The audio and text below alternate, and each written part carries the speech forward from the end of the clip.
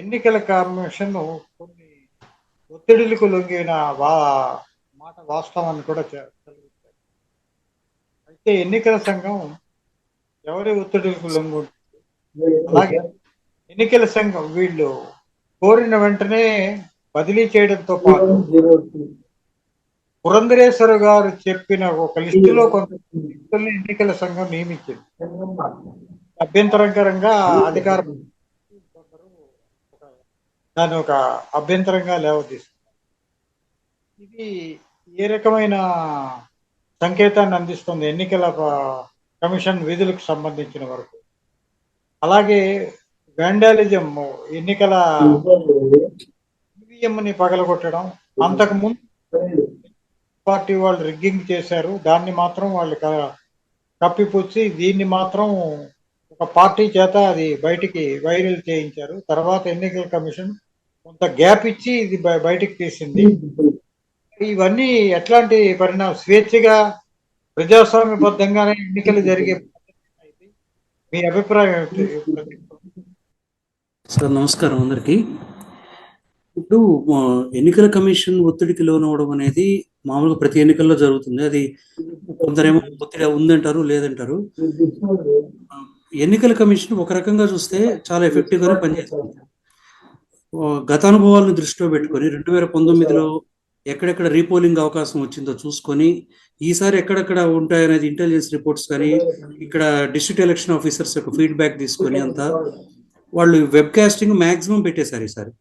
For example ఇక్కడ మా జిల్లాలో తీసుకుంటే తిరుపతి, చంద్రగిరిలో 100% పోలింగ్ బూత్స్లో వెబ్ కాస్టింగ్ చేశారు. ఇలాగే పల్నాడులో చేశారు. అలా సెన్సిటివ్ ఏరియాస్లో అన్నింటిలో వెబ్ కాస్టింగ్ చేశారు. సో ఎలక్షన్ కమిషను నాకు తెలిసినంత వరకు అన్బయాస్డ్గా ఉండడానికి చాలా వరకు ప్రయత్నం చేసింది.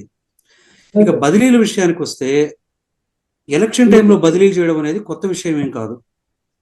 మనం 2019 ఎన్నికల్లో చూస్తే లాస్ట్ మినిట్ లో చీఫ్ సెక్రటరీని బదిలీ చేశారు, డీజీపీని బదిలీ చేశారు, ఇంటెలిజెన్స్ చీఫ్ ని బదిలీ చేశారు, ఎస్పీని బదిలీ చేశారు. అప్పుడు కూడా ఇవన్నీ అప్పుడు అపోజిషన్ లో ఉండే వాళ్ళు పోయి కంప్లైంట్ చేయడము, బదిలీ చేయడము.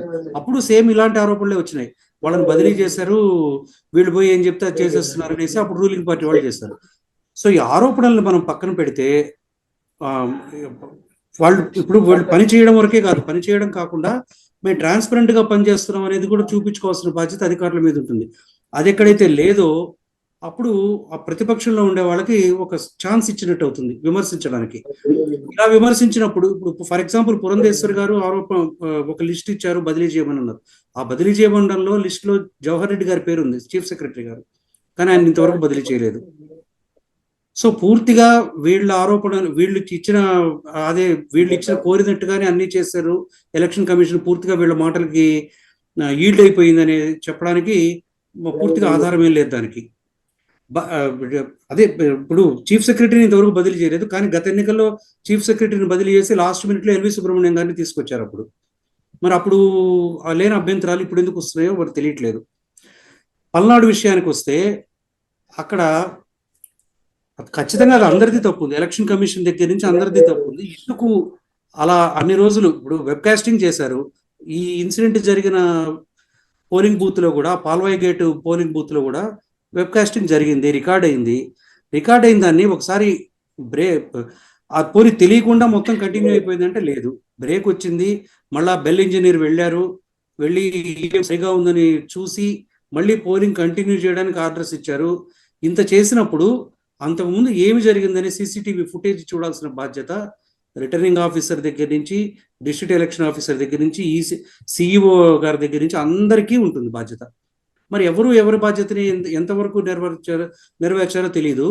ఇక్కడ మొత్తం మీద ఒక పెద్ద ప్రశ్నార్థకమైన విషయం ఏంటంటే, గుర్తు తెలియని వ్యక్తులు వచ్చి ఈవీఎం ధ్వంసం చేశారని రిపోర్ట్ ఇవ్వడం అనేది అది అందరినీ, ఇక్కడే కాదు మనం ఇంగ్లీష్ మీడియాలో చూస్తే దేశవ్యాప్తంగా కూడా అది పెద్ద సెన్సేషన్ అయింది. అలా ఇవ్వడం వల్ల ఎలక్షన్ కమిషన్ మీద కొన్ని అనుమానాలు రేకెత్తే పరిస్థితి ఇట్లాంటి వాటి వల్ల వస్తుంది. ట్రాన్స్పరెంట్ గా లేరేమో అనేది ఇట్లాంటి వాటి వల్ల వస్తుంది. గత 3 రోజులు అయిపోయింది, 4 రోజులు అయిపోయిన తర్వాత అప్పుడు మెల్లిగా వాళ్ళ దగ్గర నుంచి వీడియో బయటికి రావడం, ఏది సిట్ ఇన్వెస్టిగేషన్ జరిగిన తర్వాత వాళ్ళ దగ్గర నుంచి వీడియో బయటకు ఎలా వచ్చింది? ఇప్పటికీ సీఈఓ గారు ఏమంటారు, మా దగ్గర నుంచి రాలేదు వీడియో బయటికి, ఎలా వచ్చిందో ఎంక్వైరీ చేస్తున్నాం అంటున్నారు. వీడియో బయటికి ఎలా వచ్చింది అనేది కాదు, వీడియోలో ఉండే విషయం వాస్తవమా కాదా అనేది ఇప్పుడు అది వాస్తవం అనేది నిర్ధారణ అయింది.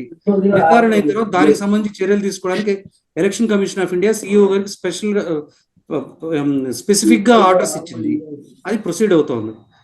ఇక్కడ ఎలక్షన్ కమిషను మీద ఒత్తిడి పనిచేసిందంటే, ఇది ఇప్పుడు ఈ ఇన్సిడెంట్, పర్టికులర్ ఈ ఇన్సిడెంట్ తీసుకుంటే ఎవరి ఒత్తిడి వల్ల ఆ వీడియోలో ఉండే ఎమ్మెల్యే పేరును వాళ్ళు బయట పెట్టలేదు అనేది ఇప్పుడు పెద్ద ప్రశ్నార్థకమైన విషయం. ఇలాంటివి జరగకుండా ఏం చేయాలనేది ముందు నుంచి జాగ్రత్తలు తీసుకోవాల్సిన బాధ్యత. మనం ముందే అనుకున్నట్టుగా ట్రాన్స్పరెంట్ గా పనిచేయడం కాదు, పదే పదే చెప్తూ వచ్చారు వీళ్ళు, మేము ట్రాన్స్పరెంట్ గా నిర్వహిస్తాం ఎన్నికలోని. ట్రాన్స్పరెంట్ గా నిర్వహించడం కాదు, ట్రాన్స్పరెంట్ గా నిర్వహించినట్టు కనిపించాలి. వాళ్ళు నిర్వహిస్తామని చెప్పడమే కాదు, అలా నిర్వహించినట్టు కనిపించలేదనేది ఈ ఈ పర్టికులర్ గా ఈ పల్నాడు ఇష్యూలో, మిగతా చోట్ల ఎక్కడా లేదు, ఒక పల్నాడు ఇష్యూ ఈ ఇన్సిడెంట్ లో స్పష్టంగా తేలింది. ఇక్కడ పోలింగ్ అనంతర హింస అన్నారు, ఇప్పుడు తిరుపతిలో జరిగింది. దానికి రకరకాల కారణాలు ఉన్నాయి. తిరుపతిలో అంటే తిరుపతి కాన్స్టిట్యున్సీ కాదు, చంద్రగిరి కాన్స్టిట్యున్సీ. అది క్యాండిడేటు వాళ్ళకి అక్కడ ఆ ముందు రోజు జరిగిన కొన్ని గొడవలు, వాటి వల్ల దాని ఒకదానికొకటి యాడ్ అవ్వడం వల్ల జరిగినవే కానీ ఇది యాక్చువల్గా ఈ ఎలక్షన్ కమిషన్ అక్కడ పాత్ర ఏం లేదు. ఇక్కడ లోకల్గా వీళ్ళని కట్టడి చేస్తుండాలి. కట్టడి చేయనందుకు ఎస్పీని ట్రాన్స్ఫర్ చేశారు. అలా చేయనప్పుడు ఎస్పీని అంతకుముందు కూడా గత 4 నెలల్లో 4 ఎస్పీలు మారారండి తిరుపతి జిల్లాకి. 4 నెలల్లో 4 ఎస్పీలు. ఇది ఇంతకుముందు ఎప్పుడు చూడలేదు. మధ్యలో వచ్చిన ఒక ఎస్పీ అయితే లేడీ ఎస్పీ వచ్చారు, ఆమెను ఎందుకు మార్చారో ఎవరికి అర్థం కాదు. జనరల్ పర్సెప్షన్ ఏంటి, she's very strict, she will not yield to anybody, any recommendations అనేది వచ్చింది కాబట్టి ఆమెను బదిలీ చేశారు అన్నారు. తర్వాత వచ్చిన ఆయన మీద ఆరోపణలు రావడం సహజం, ఆరోపణలు వచ్చినాయి, ఇప్పుడు బదిలీ అయిపోయినారు ఆయన కూడా. సో ఇక్కడ మళ్ళీ మొత్తం మన సర్కిల్ తిరిగి ఇక్కడికే వస్తున్నది. ట్రాన్స్పరెంట్ గా లేదు ప్రాసెస్ అనేది ఇక్కడికి వస్తున్నది. ఎలక్షన్ కమిషన్ ఎన్ని చర్యలు తీసుకుని ఎంత చేసినా కూడా ఈ ట్రాన్స్పరెన్సీ లోపించడం వల్లనే కొన్ని అనుమానాలు రేకెత్తించే పరిస్థితి వస్తున్నది అనేది నా ఉద్దేశం. ప్రదీప్ గారు, ఇప్పుడు మాకు నాలోని సీసీటీవీ కెమెరాలో మనుషులు కనిపిస్తున్నారు. ఒకటి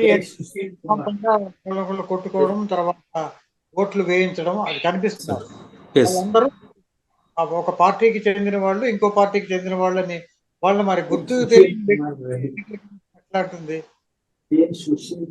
ఎవరికి గుర్తు తెలియదు అంటారు సార్? వాళ్ళు ఎవరో పత్రికలు అన్ని క్లియర్ గా రాస్తున్నాయి కదా. అవును, గుర్తు తెలియని వ్యక్తులన్నీ ఎట్లాగా, అంటే ఎన్నికల కమిషన్ కి గుర్తు పట్టలేకపోయిందా ఏంటి? అదే కదా సార్, అక్కడే కదా ఇప్పుడు క్వశ్చన్స్ అని ఎలక్షన్ కమిషన్ వైపు అందరూ వేళ్ళెత్తి చూపించడానికి కారణం అదే కదా. లోపలికి వెళ్ళినప్పుడు ప్రిసైడింగ్ ఆఫీసరు లోపలికి ఎవరు వెళ్ళినా లేచి నిలబడాల్సిన అవసరం లేదు. ఎమ్మెల్యే వచ్చారని చెప్పి ప్రిసైడింగ్ ఆఫీసరు ఏపీఓ ఇద్దరు నిలబడ్డారు. ఆయన ఎమ్మెల్యేని అందరూ గుర్తించి ఇవంతా చేసినప్పుడు మరి గుర్తు తెలియని వ్యక్తులని కేసు పెట్టడం ఏంటి? అక్కడ విఆర్ఓ ప్రిసైడింగ్ ఆఫీసర్ వేరే చోటు నుంచి వచ్చారు అనుకోండి, సేమ్ నియోజకవర్గం నుంచి వేరే నియోజకవర్గం నుంచి వచ్చారు, నాకు తెలియదు అని అన్నారు అనుకుందాం. విఆర్ఓ కంప్లైంట్ బేస్ చేసుకొని ఇప్పుడు ఎఫ్ఐఆర్ ఫైల్ చేశారు. విఆర్ఓ అక్కడ అతనే కదా, అతనికి తెలుసు కదా. లేదు, ఇంత గొడవ జరిగి పోలింగ్ ఆగిపోయి మళ్ళా బెల్ ఇంజనీర్ వెళ్ళి పోలింగ్ రెస్టోర్ చేయించి, మిషన్ బాగానే ఉంది, డేటా సేఫ్, పోలింగ్ రెస్టోర్ చేయండి అని చెప్పినప్పుడు పోలింగ్ రెస్టోర్ చేసిన తర్వాత అప్పుడు సీసీటీవీ ఫుటేజ్ చూడాల్సిన బాధ్యత కన్సర్న్ ఆఫీసర్స్ అందరి మీద ఉంటుంది. అది చూడలేదు, ఎందుకు చూడలేదు అనేది ఇక్కడ సమస్య. చూస్తుంటే ఆ రోజే అందులో ఆ వీడియోలో ఎవరెవరు ఉన్నారో వాళ్ళ పేర్లు క్లియర్గా బయటకు వచ్చిండేవి. అప్పుడు వాళ్ళు పారిపోయేదానికి అవకాశం కూడా లేకుండా వాళ్ళని అప్పుడే అదుపులోకి తీసుకొని ఉండొచ్చు.